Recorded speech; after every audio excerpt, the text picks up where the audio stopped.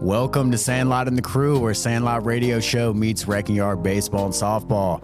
We are here live at Wrecking Yard Baseball and Softball here in Torrance, California, beautiful South Bay. I'm your host, Will Kiger, a.k.a. Wrecking Yard Will. To my right, I have the main host of Sandlot Radio Show, and I guess my co-host on this venture here, Mr. Tad Powers. And to his right, we have former Dodger and a couple other organizations, Mr. Trent Oeltjen. And I'm going to let Tad go ahead and kick it off. All right. So, Trent, you're a kid in New South Wales, out in the western suburbs of New South Wales, where they play a lot of cricket and rugby. And, you know, you've got some background with America. So baseball was something there was some interest within your family. But, man, how do you become a guy that just is one of only 13 in the history of that country to get over here and play a position other than pitcher? How? Or cricket or rugby. Cricket or rugby? I mean, yes. What? How? Yeah. Everyone asks the same question. You know, Dad's from Seattle. He's from America. So he got me into T-ball at a young age. And then I made my way through there. I played a bunch of different sports, but had a love for baseball. And cricket and rugby didn't catch me too early. And off I went. And fortunately for you, the ABL and Australian baseball was at a peak at that point. The early 90s through the late 90s was kind of when baseball had a shot. Cricket had kind of fallen on its ass, and people were getting tired of it, and kids weren't playing it anymore because it was boring. So this was the one time where there was a little hype. And as a kid, you showed up in an ABL game, and there was some hype, and there was a lot of people there. Tell us about that experience. Yeah, I remember as a kid going out to watch the Sydney Wave. You remember them? There was a Sydney Storm. There was a bunch of Sydney Blues. There were some good memories. I remember going out, and we had an opportunity one time. It was a doubleheader, I think it was, and we played a little T-ball game in between. I thought it was the coolest thing ever. So that's what, at that time was the most people I'd ever seen watching a baseball game. And again, it was the energy. I remember doing some camps and these American imports that they'd come in and they'd work with us. And I remember racing against them, you know, the golden boots, whatever, which we do at our camps still today. So it's gone full circle and it's a bunch of fun. And they were good times in Australian baseball. And now I think it's starting to come back. But I remember there were some greats coming through. I remember Dave Nielsen, Graham Lloyd. I had posters of them, Scotty Tunkin. Remember there was another poster with wristbands, which is funny because I work with his son now and we're close friends. So, yeah, there's a bunch of Australian greats at that time. And Shippo, of course, Craig Shipley is the guy that kind of paved the way originally. He was the first one to really make an impact, and he had a long career as a big leaguer and a very successful one. He somehow got hits at the big league level for a long time. Yeah, he's got 10 years in. He's one of the assistant GMs at the Diamondbacks now. He's been with the Red Sox. He's been all over the place. And he's a class act. He just wants to help. I remember even throughout my career, you know, from afar, he's a great mentor to me. And each off season, if I had some different things, some choices to make, I remember that's, you know, one of the first people I'd call. And he was a huge influence throughout, you know, everything I did, and still is today. He wants to help the kids, and he's a big part of legacy and everything we're doing. You know, and you think about a guy like him, and then Glenn Williams came along. And Glenn happened to be my bat boy as a Metro, and then, you know, when I got involved with the Wave, because I was a part owner, manager, and player for the Sydney Wave. And on the board of directors of the Australian Baseball League at 24 years old, which is a little over my head to think about at this point.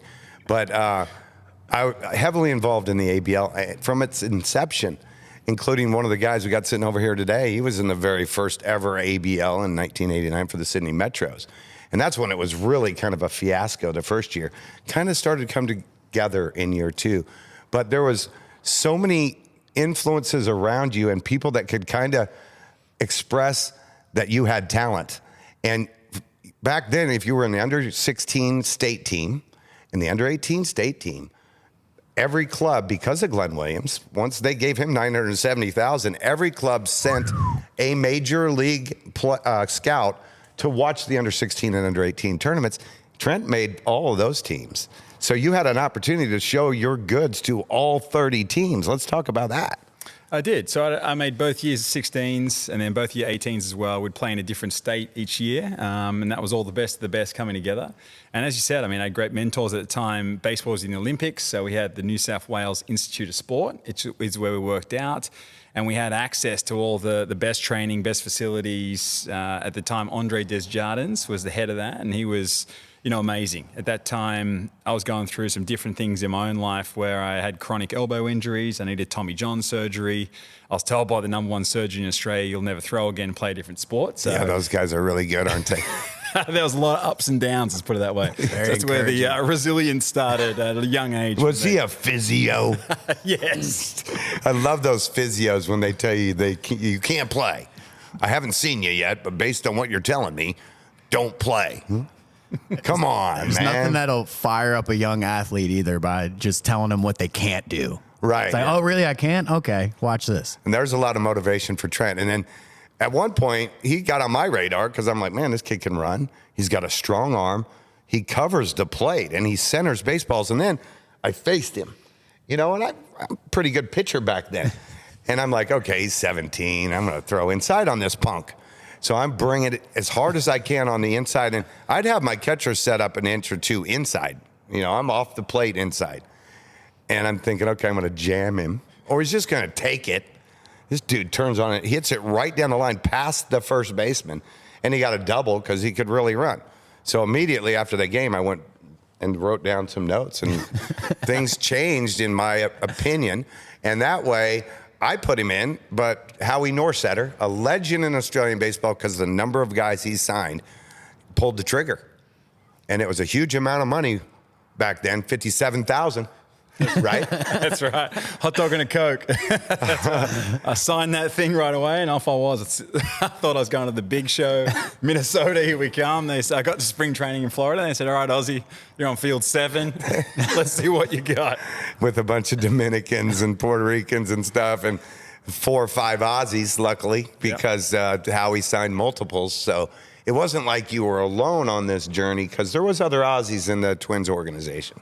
And that really helped me. I remember there might have been more, maybe 10 or 11 at that time. We had Balfour, Nakamura, Brad Thomas. They were well up. They were top prospects at that time, maybe bouncing back and forth from the big leagues. John Edwards, Brett Tamburino, Scott Tope. I mean, it goes on, right? And with me out of that signing class, I think Howie signed maybe 5 or 6 other Aussies, and we all went over together. So that did really help. You got other people going through it because when you leave your friends and family behind, it's tough. Everyone goes through that first year, and there's a lot of college kids right now that we mentor, and we go through the same conversation. This is part of the journey. It gets easier, but we all face that at those early years, and it's just getting through that. And then if this is what you want to do and you're obsessed, then you won't turn back. Now, some of the clubs that you played for as a kid, you're still involved with today. Let's talk about some of those clubs back in New South Wales. So we work with all the clubs, and we work with a lot of the clubs over here as well. So through those, Borkham Hills was a team that's where I faced you, Cronulla versus Borco. There's Ryde, the list goes on. So I think each one of them have great coaches. Scotty Tunkin's instrumental with Borco still, which is fun. So we go back and we work with all the clubs. We put little tournaments, events together for the kids. And as they come over here too, it's a chance for them to get on the bigger stage and showcase, and hopefully they get an opportunity to, do what we did, play professional baseball through the college route or going straight into it. But we recommend, it takes a bit of time to be ready. So usually if I'm advising, I'd say, hey, college for most of them is the way to go. Now, along the way, getting to the big leagues, because I ran into you when you were a Dodger at Coors Field in 2010, and you had the biggest grin on your face, because this is one happy guy to be a major leaguer, I know that. But, man, the journey along the way, you go from Australia to Fort Myers, Florida. That's already a culture shock at an extreme level. But then to go from there to Elizabethton, Tennessee? That's right. In the Appalachian League? I'm from Tennessee, and I've never even heard of that. That's such a small town. Will's never even heard of it. But they've had baseball there for a long time, and the Twins have been there for a long time, and a lot of Aussies played in that little town. But let's talk about that culture shock between Sydney, Florida, and Tennessee.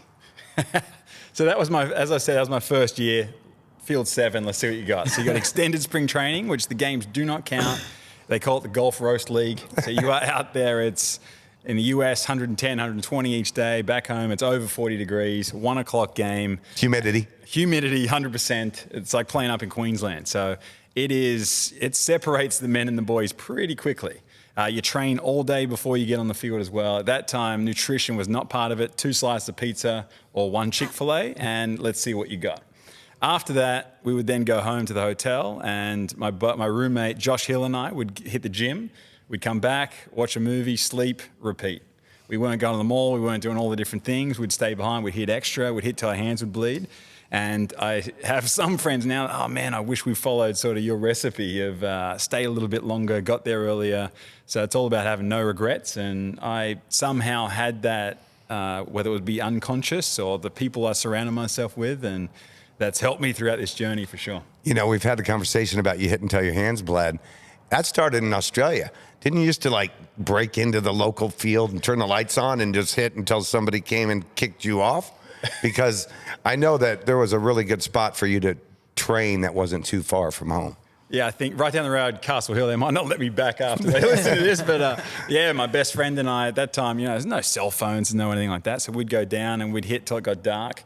Once it got dark, we'd sort of hatch it into the lights, we'd open it up and we'd turn them on and we'd hit all night. So again, I tell the kids, that's the biggest separator. It's the sixth tool, the mindset, and we're lucky to have we call it the field of dreams. We had that down. I remember one time we saw someone walk past, they had a Texas Rangers hat on. It was just a random guy walking through, but we thought it was a professional scout. It's a scout. Those kids are hitting again. We're going to go check them out. So we switched from wood bats to metal, drop sevens at that time, red lines. We were just crushing all the balls. We lost all the balls. And we looked up, and it was just a guy walking his dog. But, and he didn't know what the Texas Rangers were. We thought we were going just to the found Rangers. the hat at Play It Again Sports. Hey, but y'all were ready for your shot. Oh, we made the most of it. We were crushing those balls like no. They were looking for opportunity out there. They No saw a L Rangers screen. hat. It's on, baby. So some of the other minor league stops, let's talk about something, because, you know, that's rookie ball when you go to Elizabethtown in the Appy League, but Trent ended up in major leagues. There's a lot of stops along the way. Let's talk about some of those places. Yeah, so we had the Appy League. That was the first time under lights. Again, at that age, I'm 18. It's bright lights to me. I don't care where I'm playing, even though there's one street, there's 500 people in the town. I thought it was But 800 of the game. That's right. They all knew who you were, that's for sure. From there, we then went to the Midwest League. So we were in Quad Cities, Iowa. Then from there, we went back to Fort Myers. We're now in High A, Fort Myers Miracle. Then we went to New Britain. New Britain Rockcats made the Futures game that game. So now it started getting serious. Then went to Rochester Red Wings. That's AAA. We're now knocking on the door. He's going up quick. Then we go over The road to the show, Mr. Milmo. Then we go over to Arizona. We go through Tucson, Arizona. Then we go. Man, and I'll tell you, Tucson's a great place if you're at that stadium, but outside that stadium, that's not such a great town. If you're not right on campus in Tucson or at, you know, living where a ball player lives, man, Tucson's not great. No. And then on to Reno, hot. the biggest little city. Oh, yeah. And that's I where played in Reno. That's where the big call-up came. The big call-up. And that was originally with Arizona. So the Twins, 6-year free agent, one of those deals? Yep. So you had to jump from one organization to another. What's that like? Because you had all your Aussie friends with the Twins. Now you're going to another organization. I don't know anybody.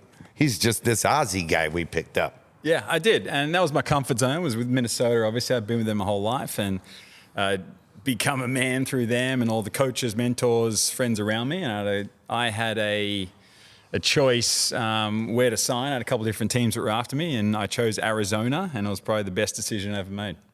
Let's talk about the big leagues when we come back. We're going to take a little break. Yeah, we're going to go to a break. You're listening to Sandlot and the crew right here in Wrecking Yard Baseball and Softball, Torrance, California, beautiful South Bay. And we got more amazing stories coming for you on this Trent's journey to the big leagues and now what he's doing with Legacy Sports. It's going to be awesome. Make sure you hit like, drop a comment, hit subscribe, and be looking out for part 2, 3, 4. Don't go away.